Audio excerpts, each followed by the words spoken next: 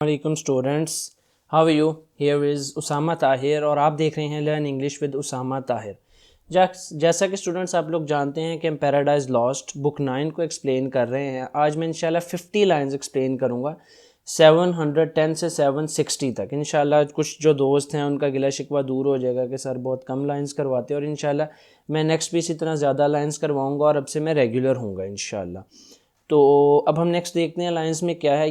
यहाँ पे हम यही देख रहे हैं कि जो सैटर्न है वो ईव को टेम्प्ट कर रहे हैं और वो उनको बातों में लेके आ रहा है कि आप ये जो है शजरे ममनुआ ये खाएं, ये इल्म का फल है और इससे आपको बहुत ज़्यादा विजडम आ जाएगा और आप खुदा देवता बन जाएंगे, और ये सब वो कह रहा है। और अब हम नेक्स्ट लाइंस में देखते हैं कि उनमें क्या आ रहा है। That ye should be as god since I as man. अब वो यहाँ पे स्टूडेंट्स ये कहता है कि जब आप ये फल खा लेंगी, जिस तरह मैं एक जानवर होने के बावजूद इंसान जैसी सलाहियत मेरे में आ गई है, इसी तरह आप देवी देवता बन जाएंगे। इंटरनल मैन, मैं जिस तरह एक इंसान बन गया, but is but proportion meet I of brute human ye of human gods. कहता है इसी तनासब से जिस तरह से मैं जानवर से इंसान बन गया, आप तो पहले ही इंसान है तो फिर तो आप देवता ही बन जाएंगे। सो ये शेल डाई परहैप्स, हाँ इसके लिए आपको मरना पड़ेगा। जिस तरह से खुदा ने इंसान को डराया कि तुम ये फल खाओगे तो तुम मर जाओगे, तुम हलाकत होगी तुम्हारे लिए, तो वो अब इस हलाकत को किस तरह से एक्सप्लेन करता है कि हाँ तुम्हें मरना पड़ेगा by putting off human to put on gods. हाँ तुम्हें मरना पड़ेगा कि तुम इंसान से देवता बन जाओ, इस सिनेरियो में तुम्हें मरना पड़ेगा, यानी कि ये कोई पनिशमेंट नहीं है। डेथ टू बी विश्ड, ये वो मौत है जिसकी हर कोई आरजू करे। यानी कि अब आप उसकी बातों से काफ़ी हद तक अंदाज़ा लगा सकते हैं कि वो किस तरह से जो है लैंग्वेज को यूज़ करते हुए और अपनी कनिंग स्किल्स को किस तरह मक्काराना तरीके से वो ईव को अपनी बातों में लेकर के आ रहा है कि ये मरना वो मरना नहीं है, बल्कि ये मरना ये है कि आप इंसान से देवता बन जाएंगे।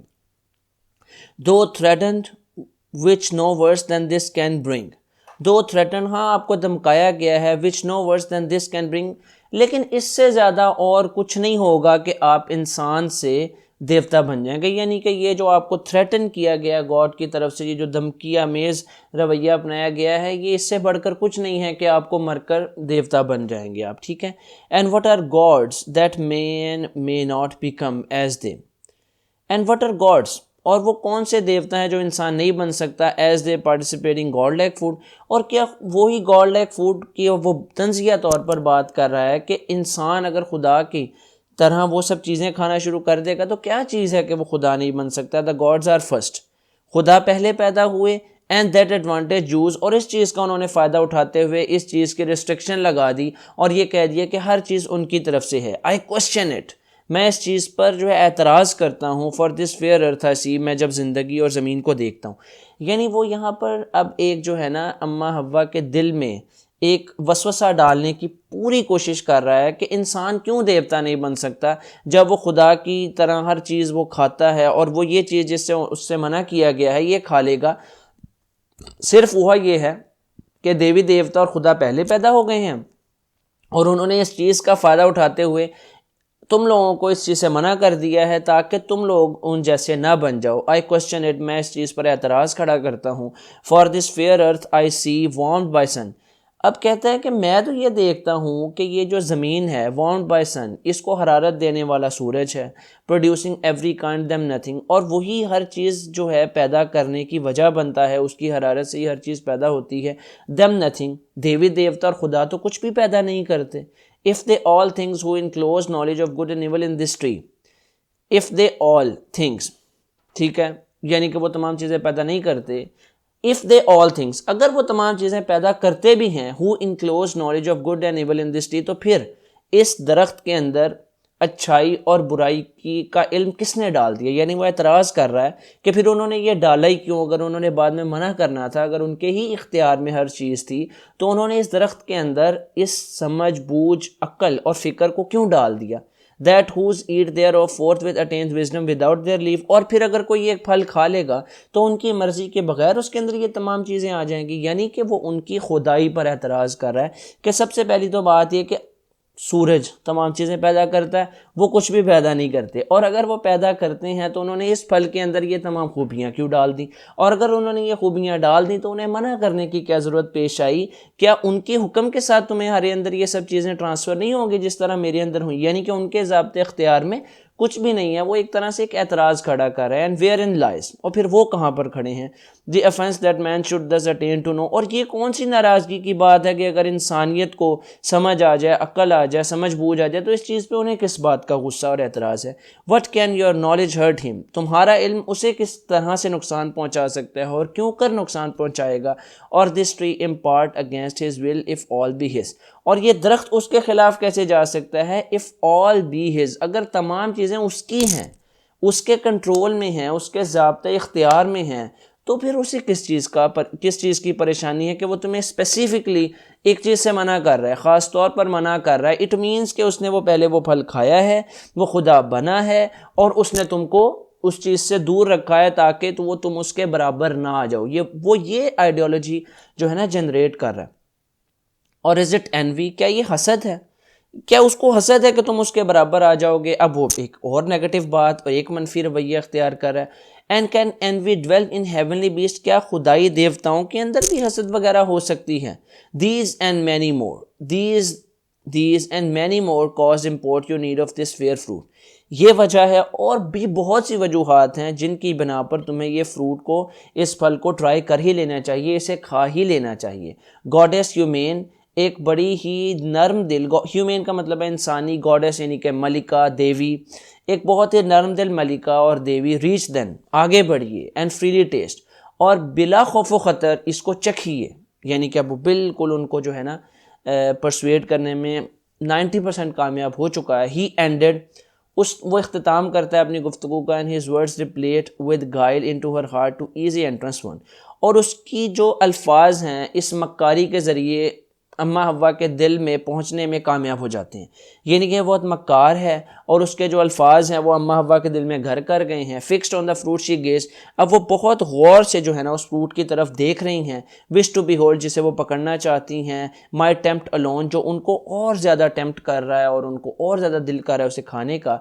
इन हर ईयर्स द साउंड गेट रंग ऑफ हिज परवेसिव वर्ड्स, और साथ साथ उनके कानों में सैटन की जो जितनी भी बातें हैं, जो परसुएसिव बातें हैं, जो उसने कायल करने के लिए, उसके कायल करने वाले अल्फाज उनकी जो है ना कानों में गूंज रहे हैं कि हाँ तुम ये खा लो, तुम्हें खा लेना चाहिए, और जो भी बातें पीछे मैंने एक्सप्लेन की हैं। इम्प्रेग्नेट विद रीज़न, और वो ये तमाम चीज़ों को मंतकी समझ रही है। To her seeming and with truth, और सच मान रही हैं और उन्हें सच लग रहा है, मंतकी लग रही हैं, लॉजिकल लग रही हैं। Mean while the hour of Noon Drew up, और इसी तमाम वाक़े के दौरान दोपहर हो जाती है।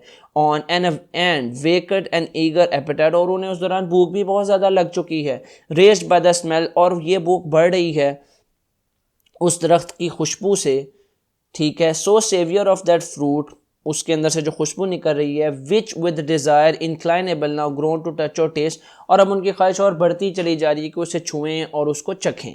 सोलिसिटेड हर लॉन्गिंग आई, क्योंकि उनकी जो एक तमन्ना अंगेज़ यानी कि तमन्ना की हुई आंखें हैं वो देख रही हैं। Yet first pausing a while, पहले वो कुछ देर ठहरती हैं। Thus to herself she muse, और वो फिर कुछ बात करती हैं।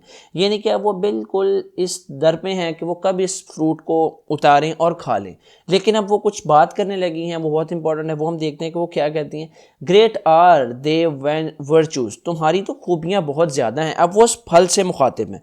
जैसे अब वो ये ग्लास में कहूँ हाँ तुम तो बहुत अच्छे हो, तुम्हारे अंदर पानी आ जाता है, मैं पानी पी भी लूँ, तो उस फल से मुखातिब होकर कह रही हैं कि ग्रेट आर दे विर्चुस, तुम्हारी जो खूबियाँ हैं वो तो बहुत ज़्यादा हैं। डाउटलेस, बेशक, बेस्ट ऑफ फ्रूट, तुम तमाम फलों से बेहतरीन हो। दो केप्ट फ्रॉम मैन, जिसे इंसान से दूर रखा गया है। And worthy to be admired, और तुम इस काबिल हो कि तुम्हारी तारीफ़ की जाए। Whose taste too long forborne, जिसका जायका बहुत अच्छा है। टू लॉन्ग फॉर बोर्न, यानी जिसे बहुत देर पाबंदी लगाई रखी है, जिसे मना किया गया है। At first assay gave elocution to the mute, और तुम ही वो फल हो जिसने ज़ुबान दी है एक गूंगे को। And taught the tongue not made for speech, और तुमने ज़ुबान को बोलना सिखाया है जो बोलने के लिए नहीं थी, यानी कि सांप को कोई भी सांप से एक्सपेक्ट नहीं करता, उम्मीद नहीं रखता कि वो बोल सके, और उसकी ज़ुबान को इस काबिल नहीं समझा जाता कि वो बोल सके। तो हम अव्वा यहाँ पर ये कहती हैं कि तुमने उस ज़ुबान को भी बोलने की ताकत दी कि जो जिसे एक्सपेक्ट नहीं किया जाता, टू स्पीक योर प्रेज, और वो तुम्हारी तारीफ़ें करता नहीं थक रहा। Your praise he also who forbids your use, your praise he also who forbids your use, और तुम्हारी तारीफ़ तो वो भी करता है जिसने इस पर पाबंदी आयद की है, यानी खुदा ने इसको जो है विजडम का फ्रूट कहा है ना, conceals not from us. Your praise he also who forbids you use conceals not from us, और वो भी हमसे इसकी क्वालिटीज़ को छुपा नहीं सका। यहाँ पर ये माना कंसील्स नॉट फ्रॉम अस, यानी खुदा भी हमसे इसकी क्वालिटीज़ को छुपा नहीं सका। Naming you the tree of knowledge, क्योंकि उसने खुद ही इसका नाम इल्म का जो है दरख्त रख दिया। Knowledge both of good and evil, जिसमें इल्म है दोनों अच्छाई और बुराई का। Forbids us then to taste, फिर उसने हमें मना कर दिया इसको चखने थे। But his forbidding commends you more, लेकिन इसको मना करने से हमारे अंदर और अट्रैक्शन पैदा हो गई है, हम और ज़्यादा इसको रिकमेंड कर रहे हैं, और ज़्यादा हमें इसकी तलब पैदा हो रही है। While it infers the good by you communicated, जो भी तुम्हें छुएगा तुम्हें खाएगा उसके अंदर जो है अच्छाई आ जाएगी, और एंड आर वांट, और हम में इसकी कमी भी है। अब ये अगली जो आर्ग्यूमेंट है बहुत मज़े का है। फॉर गुड अननोन, अगर तो तुम्हें अच्छाई का पता ही नहीं है, श्योर इज नॉट हैड, तो फिर तो वो तुम्हारे अंदर है ही नहीं, अपने से मुखातिब है।